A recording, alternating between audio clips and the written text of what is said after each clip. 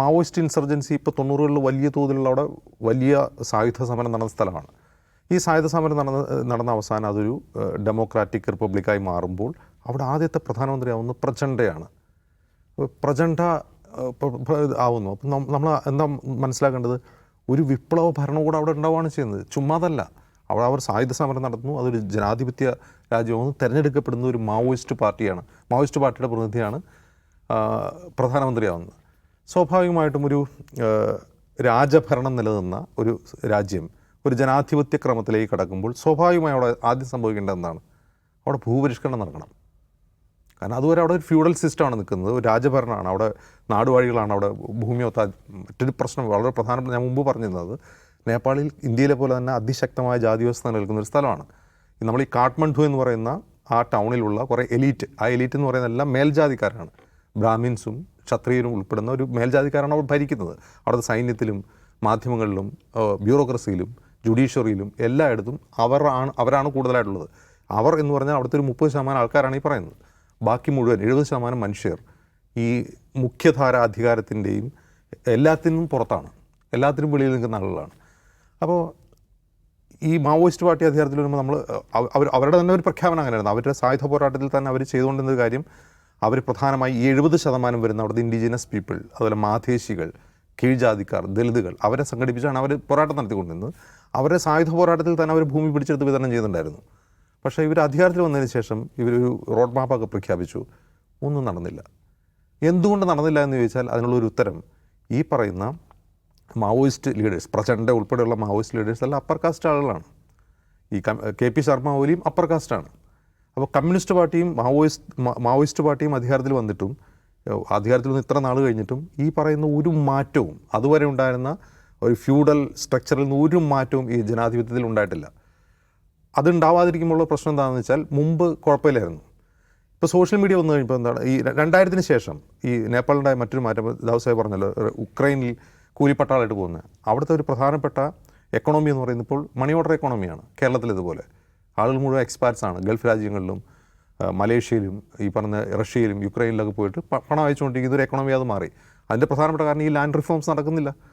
ഈ land reforms ഒരു ജനാധിപത്യത്തിൽ വളരെ പ്രധാനമാവുന്നത് എന്തുകൊണ്ടാണെന്ന് വെച്ചാൽ, ഇപ്പോൾ ഈ ഇന്ത്യ സ്വതന്ത്രമായി ആദ്യത്തെ പ്രധാനമന്ത്രി ജവഹർലാൽ നെഹ്റു ആദ്യമായി സംസ്ഥാന മുഖ്യമന്ത്രിമാർക്ക് എഴുതുന്ന കത്ത് ഭൂപരിഷ്കരണം നടപ്പാക്കണം എന്നാവശ്യപ്പെട്ടുകൊണ്ടാണ്. ഭൂപരിഷ്കരണം നടപ്പാക്കണം എന്നാവശ്യപ്പെട്ടാണ് പ്രധാനമന്ത്രിയായി ആദ്യം അയക്കുന്ന മുഖ്യമന്ത്രിമാർക്ക് അയക്കുന്ന കത്തിൽ പറയുന്നത്. അത് ആദ്യം നടപ്പാക്കുന്നത് ജമ്മു കാശ്മീരിലാണ്. അന്ന് ഷെയ്ഖ് അബ്ദുള്ളയാണ് അവിടെ മുഖ്യമന്ത്രി, പിന്നീട് കേരളത്തിലും. അപ്പോൾ ഒന്ന് ആലോചിച്ച് നോക്കുക, കേരളത്തിൽ ഈ നമ്മളീ പറയുന്ന മാറ്റത്തിൻ്റെ ഒരു പ്രധാന ചാലകശക്തി എന്താണ്? ഭൂപരിഷ്കരണം നടന്നുകൊണ്ടാണ്. കേരളം നമ്മൾ മറ്റുള്ളവർക്ക് മാതൃകയാവുന്നതും, കേരളം ഒരു സ്റ്റാൻഡ് അലോൺ സ്റ്റേറ്റായി ഇന്ത്യയിൽ നിൽക്കുന്നതും, കേരളം എന്താണ് പറയുക, യൂറോപ്യൻ രാജ്യങ്ങളുടെ നിലവാരമുള്ള ഈ ഹ്യൂമൻ ഡെവലപ്മെൻറ്റ് ഇൻഡെക്സ് ഒക്കെ ഉള്ളത് എന്തുകൊണ്ടാണ്? ഇത് നടന്നുകൊണ്ടാണ്. അതവിടെ നടന്നിട്ടില്ല എന്ന് മാത്രമല്ല, ഈ പറയുന്ന അവരതുവരെ അനുഭവിച്ചത് എന്താണോ അതാണ് ഈ ജനാധിപത്യ ക്രമത്തിലും അനുഭവിക്കുന്നതെന്ന് മാത്രവുമല്ല, ഈ ഞാൻ മുമ്പ് പറഞ്ഞ എലീറ്റ് ഉണ്ടല്ലോ, ഈ അപ്പർ കാസ്റ്റ് എലീറ്റ്, അവർ തന്നെ തുടരുകയാണ്. അവർ തന്നെ തുടരുമ്പോൾ ഈ പറയുന്ന പുതിയ തലമുറയ്ക്കുള്ള പ്രശ്നം എന്ന് വെച്ചാൽ, പുതിയ തലമുറ പുറം ലോകമായിട്ട് കണക്റ്റഡാണ്. ഈ എലീറ്റിലെ ഓൾഡ് ജനറേഷനെ പോലെയല്ല. പുതിയ തലമുറ ലോകത്ത് നടക്കുന്ന മുഴുവൻ കാര്യങ്ങളും അവർ മനസ്സിലാക്കുകയാണ്. അവരെന്തിന് സഹിക്കണം? അവർ രാജഭരണത്തിന് അനുകൂലമാണെന്നല്ല പറയുന്നത്, അവർ രാജഭരണം തിരിച്ചു കൊണ്ടുവരണമെന്നല്ല പറയുന്നത്. അവർ പറയുന്നത് എന്താണ്? അവർ പറയുന്നത് ഞങ്ങൾക്ക് മാറ്റം വേണം എന്നുള്ളതാണ്. നിങ്ങൾ ഈ ചെയ്യുന്നത് എന്താണ്? ഈ രാജഭരണത്തെക്കാൾ മോശമായ രീതിയിലുള്ള നെപ്പോട്ടിസം, രാജഭരണത്തെക്കാൾ മോശമായിട്ടുള്ള ധൂർത്ത്, രാജഭരണത്തെക്കാൾ മോശമായിട്ടുള്ള അഴിമതി, അതാണ് ഇവർ ചെയ്തുകൊണ്ടിരിക്കുന്നത്. പേരോ മാവോയിസ്റ്റ്, പേര് കമ്മ്യൂണിസ്റ്റ് പാർട്ടി. അപ്പോൾ ഇത് യഥാർത്ഥത്തിൽ ആർക്കുള്ള മുന്നറിയിപ്പാണ്? യഥാർത്ഥത്തിൽ ഇന്ത്യയിലെ കമ്മ്യൂണിസ്റ്റ് പാർട്ടികൾക്കും ഇന്ത്യയിലെ മാവോയിസ്റ്റുകൾക്കുള്ള മുന്നറിയിപ്പാണ്. എന്തുകൊണ്ടാണ് മാവോയിസം ഇന്ത്യയിൽ പച്ചപിടിക്കാത്തതിന് കാരണം? ഈ നേപ്പാൾ ഒരു പ്രധാനപ്പെട്ട ഉദാഹരണമാണ്. ഇന്ത്യയിലെ മാവോയിസ്റ്റുകൾ എന്താ ചെയ്തുകൊണ്ടിരുന്നത്? ഇന്ത്യയിലെ മാവോയിസം ഇന്ത്യൻ ഭരണകൂടത്തിനെതിരെ അടിച്ചമർത്തലിനെതിരെ ആദിവാസികളെയും ദളിതുകളെയും സംഘടിപ്പിച്ചാണ് സായുധ സമരം ചെയ്യുന്നത്. അതിപ്പോൾ തെലങ്കാനയിലായാലും ഒഡീഷയിലായാലും ബീഹാറിലായാലും ഛത്തീസ്ഗഡിലായാലും അവരതാണ് ചെയ്തുകൊണ്ടിരിക്കുന്നത്. എന്നിട്ട് എന്താ ശരിക്കും സംഭവിക്കുന്നത്? എന്താണ്? ഈ മാവോയിസ്റ്റ് പാർട്ടിയുടെ മുഴുവൻ നേതാക്കളും ആരാണ്? ബ്രാഹ്മണന്മാരാണ്. അതിപ്പോൾ വരവരറാവു ആവട്ടെ, കല്യാൺ റാവു ആവട്ടെ, ഗണപതി ആവട്ടെ, എല്ലാവരും ബ്രാഹ്മിൻസാണ്. എന്നിട്ട് ഇവരെന്ത് ചെയ്യുന്നു? ഇവർ ഈ പറയുന്ന പാവപ്പെട്ടവരെ സംഘടിപ്പിച്ച് ഒരു വലിയ മൈറ്റി ഭരണകൂടത്തിനെതിരെ സായുധ സമരം നടന്നു. എന്നിട്ട് ഈ ഭരണകൂടം വേട്ടയാടുമ്പോൾ ഇരയാക്കപ്പെടുന്ന ആരാ? ഇതേ ആദിവാസികളും ദളിതുകളുമാണ് ഇന്ത്യയിൽ. അത് തന്നെയാണ് അവിടെ സംഭവിക്കുന്നത്. അപ്പോൾ ഈ ഇന്ത്യയിൽ നേപ്പാൾ നമ്മൾ ഈ കാസ്റ്റ് പൊളിറ്റിക്സിൻ്റെ വ്യത്യാസം എന്ന് വെച്ചാൽ ഇന്ത്യയിൽ അംബേദ്കർ ഉണ്ടായിരുന്നു, ഇന്ത്യയിലൊരു കാൻഷിറാം ഉണ്ടായി, ഇന്ത്യയിലൊരു മായാവതി ഉണ്ടായി, ഇന്ത്യയിൽ മായാവതി മുഖ്യമന്ത്രിയായി, അതും യു പി പോലെ ഒരു വലിയ സ്റ്റേറ്റിൽ.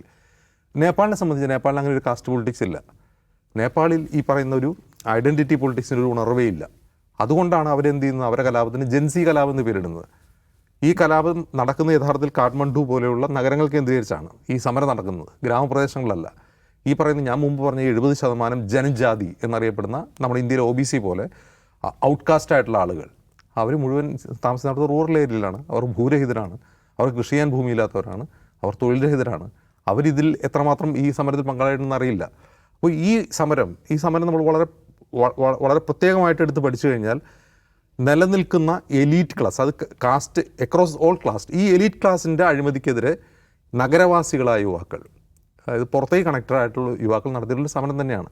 ഈ സമരത്തിൽ ഇനി ഈ ഭരണകൂടം മാറി വന്നു എന്ന് കരുതി നേപ്പാളിൻ്റെ നിലവിലെ സോഷ്യൽ, എക്കണോമിക്കൽ, പൊളിറ്റിക്കൽ സ്ട്രക്ചറിൽ ഒരു മാറ്റം ഉണ്ടാകാൻ പോകുന്നില്ല. അതിപ്പോൾ സുശീലയല്ല, ഇനി വേറൊരാൾ വന്നാലും ഈ സിസ്റ്റം അങ്ങനെ തന്നെ തുടരുകയാണ് ചെയ്യുക. അവിടുത്തെ ആ സോഷ്യൽ സ്ട്രക്ചർ അങ്ങനെ തന്നെ നിലനിൽക്കും, പൊളിറ്റിക്കൽ സ്ട്രക്ചറും അങ്ങനെ തന്നെ നിലനിൽക്കും, എക്കണോമിക് സ്ട്രക്ചറും അങ്ങനെ തന്നെ നിലനിൽക്കും.